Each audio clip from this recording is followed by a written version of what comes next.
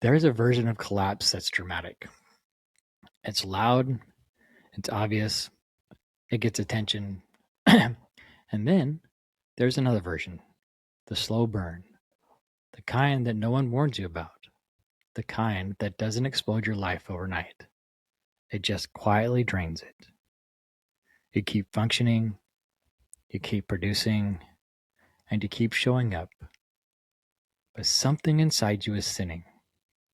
You don't fall apart, you just slowly disappear from your own life. And that's what we're talking about today. The slow burn that looks like responsibility, but feels like survival. The slow burn doesn't start with crisis. It starts with good intentions. You take on a little more. You say yes when you would have been easier to say no. You work a little longer. You sacrifice just a little bit more margin. And none of it feels dramatic. It feels responsible. It feels mature. It feels like what adults do. But over time, something shifts. You stop feeling connected to what you're building. You stop feeling excited. You stop feeling rested, even after a rest. And you tell yourself, it's just a season. Just get through this part. But the season stretches, and it stretches, and stretches, until survival becomes baseline. And that is the slow burn. One of the hardest parts about the slow burn is this. You did everything right. You followed the rules. You work harder. You stayed disciplined. You sacrificed time and time again. You postpone. And still, something doesn't work. That's confusing. Because we were taught there's a formula. Work hard, succeed, peace. But what happens when you work hard and the peace never comes? You start questioning yourself. Maybe I didn't push hard enough. Maybe I need to be more disciplined. Maybe I just need to endure a little longer. That's how the burn deepens. Because instead of questioning the system, you questioned yourself. The slow burn hits hardest for the responsible ones, the reliable ones, the ones who carry things quietly.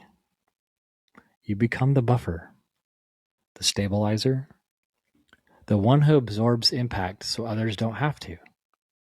And it looks noble, but over time, it's draining because responsibility turns into identity.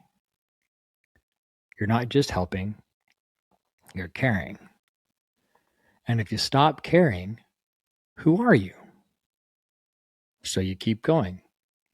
You help here, you fix there, you absorb the stress that wasn't yours originally. And you don't notice how thin you're becoming until one day you do. And you realize no one asked you to disappear.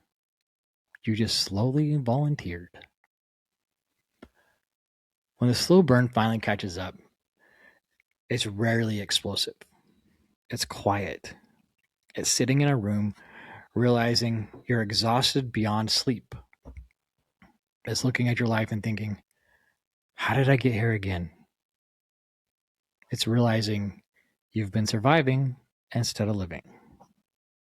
It's noticing that the people you are sacrificing for aren't actually benefiting from your exhaustion. That moment isn't loud, but it's heavy because you realize something difficult. Suffering wasn't the requirement. It was the habit, and habits can change. There's a question that changed everything for me.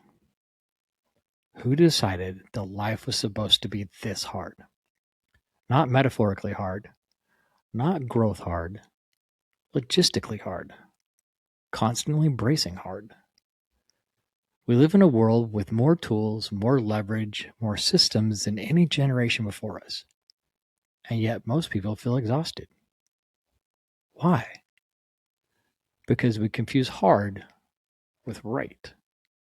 We assume if something feels heavy, it must be meaningful.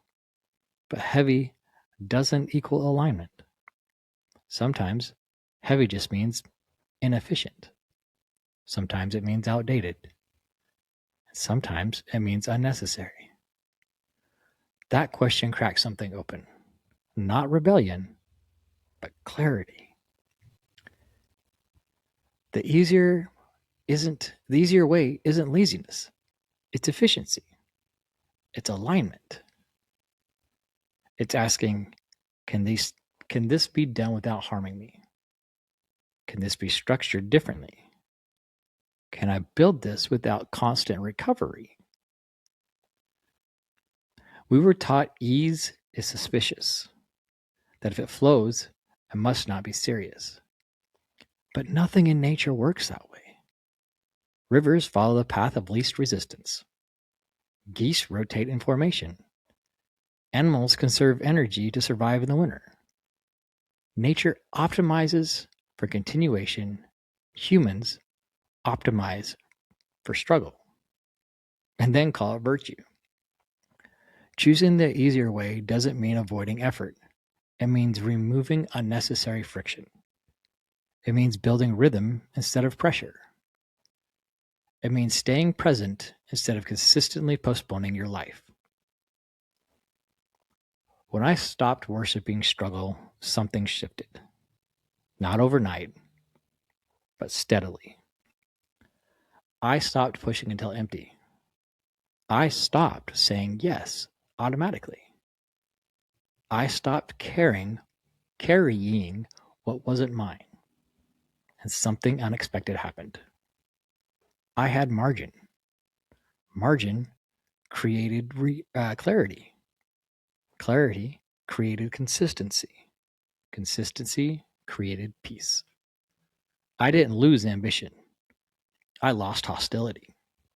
And that difference matters because ambition without hostility builds. Ambition fueled by self-punishment burns. The slow burn wasn't about work. It wasn't about discipline. It wasn't about responsibility. It was about believing I had to earn rest. I had to earn my peace. I had to earn presence. But peace, I'm sorry to tell you guys, isn't a reward. It's a requirement. If your life consistently demands recovery, sometimes something is misaligned. You're not weak. You're noticing. And noticing is where everything begins to change.